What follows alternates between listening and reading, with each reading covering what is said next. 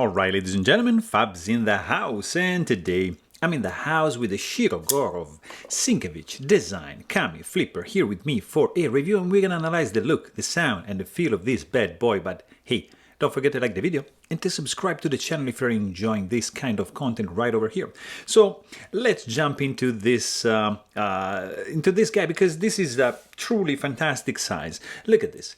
8-inch overall in length with a 3.5-inch long blade and 4.5-inch long handle. It's a truly a fantastic EDCable size, because check it out, this is up against Ontario Rat number 2 and Ontario Rat number 1, couple popular options you might be familiar with, and you can see this guy is right in between these two.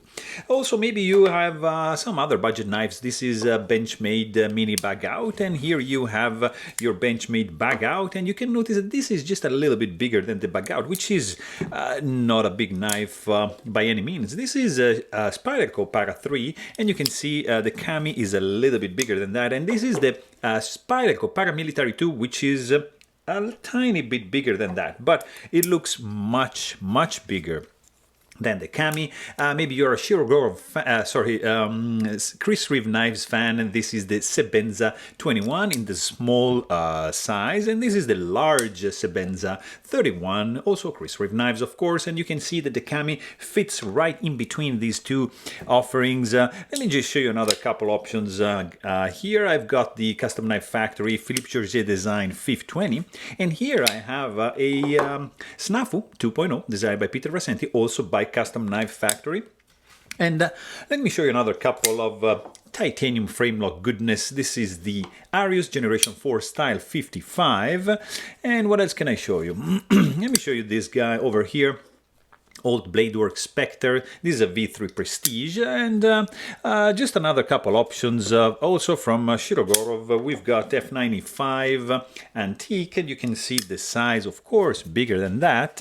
And just to put it in perspective, here you have Shirogorov Neon NL, and which is, of course, a little bit smaller than that. So the Kami is right in between these two offerings, which I truly love. Like, let me show you just another couple of knives of comparable size. This is the Kirby Lambert Rain, and let me show you what else. Another Canadian knife, just because we have it around, and this is the Peter Rassenti Large Nirvana 3.0, and a tad bigger than the Kami, but fantastic size indeed. So I mean, you get the idea. This is not a big knife, it's not a small knife, it's like a mid-size one, which is truly fantastic for for EDC, for the summer, if you're wearing shorts.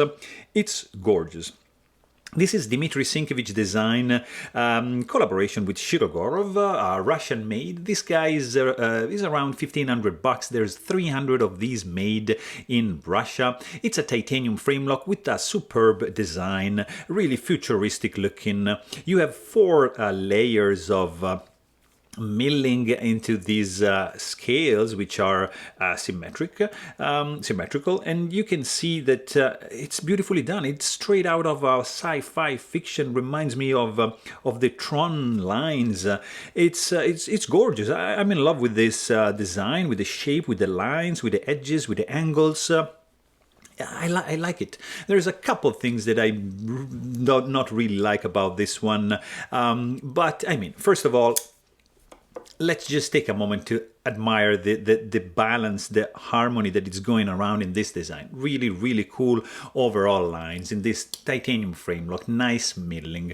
The skeletonization on the inside is like ridiculous. There's like a honeycomb kind of pattern going on to reduce the weight. We're going to check that in a second.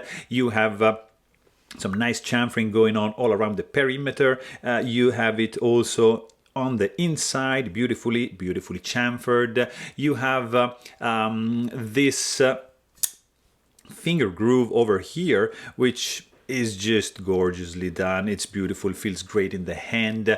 And the main feature, the main attraction, the main novelty on this one is the pocket clip. It's a 3D mill titanium dip carry, tip-up carry only pocket clip, which has a quite genius design. Check this out. This is the standoff this is the lanyard hole, and this is the pocket clip. All done with the clean looking scale. You don't see the hardware because it's like right here. You got two sets of screws, like proprietary tool is going to be required, like screwed into this unusual position. I never saw anything like that, and it keeps overall like the overall design super clean. And it's like pure genius. This clip is going to be reversible. You just unscrew this, you flip it around, and you boom, you have it on the show side. And of course, you have lanyard hole option, and it's going to act as a standoff. There's no backspacer, so that's what it's really cool about. The tip of the blade, it's not like, I mean, you can't snag it like that. But if you just jam your finger like this, you're going to be able to pull the blade out. So that's, I mean, I'm not saying it's unsafe, but it's something you might want to remember. You know, just don't do this. The screws are proprietary, so you're going to need a tool to take this guy apart. In this case, you need like a Sinkevich tool, which is like this pen. It's a pretty cool pen, titanium, fantastic milling. You unscrew the cap, and you find that underneath it's lying a bit. This bit has two ends differently sized, and one is going to be for the pivot and the other one is going to be for the handle screws, but there's a catch. So if you try to use this one for the pivot, no issues whatsoever. If you try to use this guy and check this out with the for the handle screws, you see that the pen is gonna get into the way, and it's gonna probably, you see, like I have to push it down. It's gonna be touching the pocket clip right there, and James showed it in his pretty cool video. You might want to use another pen so that the bit is sticking out like so, so you have a little bit more clearance to perform the job. You want to maybe just protect this area here with some painter tape, and you're gonna be pretty much good to go. So one downside is that you're gonna need to spend another $300 to acquire this pen, which is not super common, I mean, but still keep that in mind if you like to disassemble the knives. And if you want to do it like perfectly and easily, probably it's better if you get also one of these, or maybe you have one of those lying around already. So that's something to consider. Also, another thing to consider is the pocket clip. I mean, it's gorgeously designed, it's beautiful, it's fantastic, deep carry, great milling, but there's one but. Look at this. Check the ramp. Fantastic in entrance angle and exiting angle on the back, but the positioning, it's like so that the external cutout for the lock bar gets a little bit in the way. I mean, when you try to slide this guy in the pocket, the fabric is gonna get likely snagged in this position, so therefore you're gonna be required to push it harder or to pull it and create some tension to the fabric so that you can slide this guy in. But in my experience, this guy gets snagged a little bit. So minor gripe, but it's there. So the clip position just would have been maybe a little bit higher up. It would have ruined the overall balance and harmony of the design, but it would have reduced that strength needed to slide this guy in your pocket. Other gripe is these two screws are just too recessed, just maybe a little bit higher up, and it would have been no issues whatsoever. Overall, I mean, the construction is pretty simple. You have one pivot screw and two right over here, and boom, job is done. These screws are proprietary, of course. You're gonna need another tool, but they are flush with the handle. You see, sticking out just a little bit more, but not protruding that much. They are beautifully done, anodized, with some blasted finish for the concave area, and some, look at this, the chamfer is just nice and shiny, and satin, really, really cool looking, guys, it's just gorgeous. Another gorgeous thing that I really love is the flipper tab, and I heard lots of controversy about this one. So it's pretty straightforward. One thing you need to do to remember is just keep your fingers off of the lock bar, and you're gonna be able to deploy this guy like a boss. Like, I mean, the detent is kind of like on the light side. You can even like do like that. I mean, it's really deploying effortlessly if you know how to do it. You can do easy like a light switch, sorry, or like a push button like that, and it's gonna be fantastically deploying. The flipper tab has some sharp jimping for a reason, because you really don't need to squeeze the handle that much. You just have to handle this guy like gently. Keep your fingers off of the lock bar. I mean, you can even keep them there. Don't put any pressure like this direction, and boom, this guy's gonna deploy super easily. No issues whatsoever with this flipper tab. Actually, Nick Shabazz probably is going to be super happy about this, because it's like absolutely unobtrusive, low profile, effective, nice jimping. I mean, for me, it's just perfect. I mean, look at this. It's so good. I don't understand the complaints. Maybe it's because they're just putting too much pressure, squeezing too much. They see that they doesn't open, and then they apply even more force, and therefore this guy is not going to open. So just keep that in mind. You're going to be pretty much good to go. Also, something that I truly admire and I love in the design of this blade is the blade. I mean, look at this. Nice jimping going on over here. This is functional jimping. And then you have like the blade dipping down, and then starting with a nice wedge with a very light stone wash finish.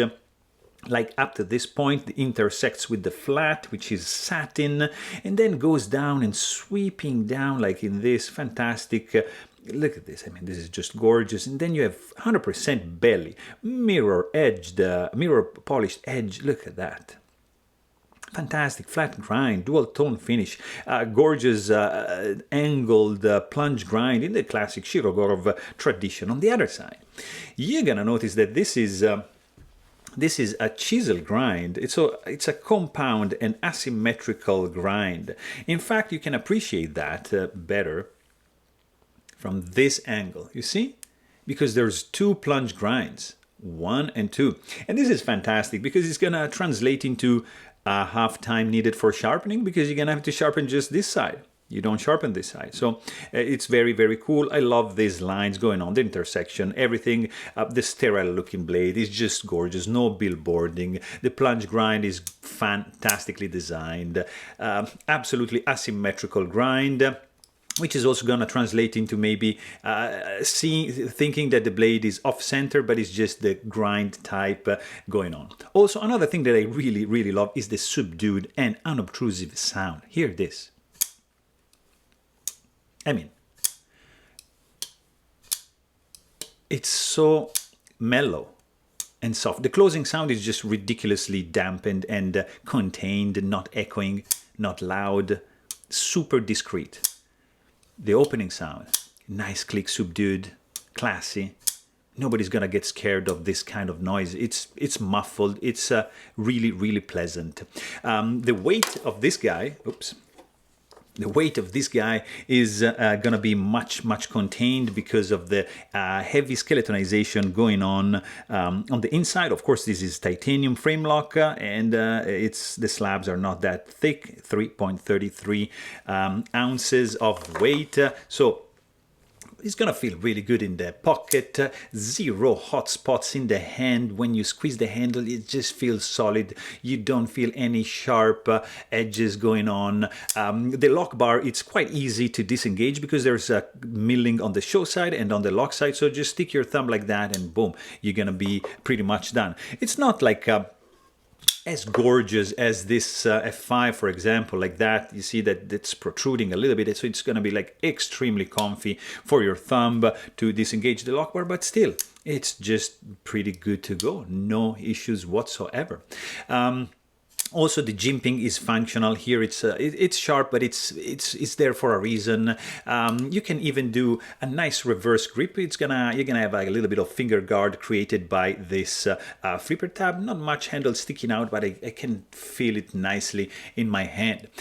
This texture, these lines are creating some nice grippy feeling, so it's not that slippery. But I mean, fit and finish overall is just outstanding. No gaps, no misalignment. Everything is where it's supposed to be. There's no rattling when shaken. Absolutely well put together. Of course, there's no blade play, no finger soreness for me when deploying the knife, because really you don't need to put any pressure on this flipper tab. It's just the geometry is so good that you just you can even, you know, push in this way and it's, boom, gonna deploy like 100% of the time.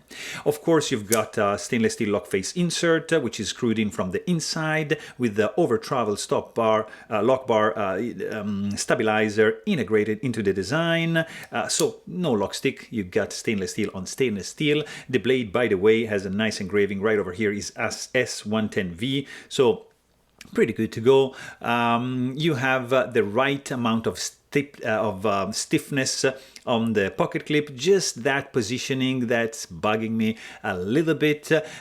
Great grip retention, and what is truly amazing about this guy is the action. I mean, this is running on multi-row bearing system, MRBS, which is the classic production of Shirogorov production method for the pivot, but it actually feels like more like, I don't know, roller bearings. It's super smooth. The configuration on the inside of these ball bearings is like a Mickey Mouse and Lollipop configuration, which is super cool to look at.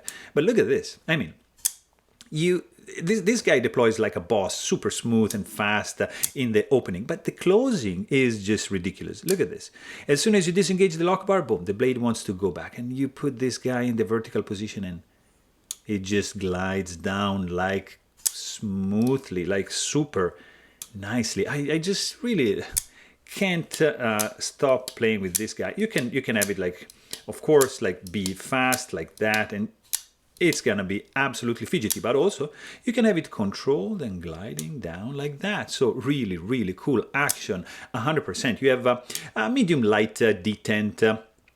For my sample over here, you have a little bit of detent suction. You see, it's not too much, but still enough to create some magnetic effect when closing.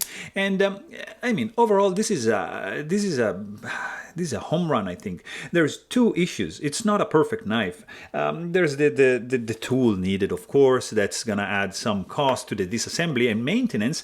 But the main thing is the clip that can be snagged. Can get snagged into the pocket when sliding in.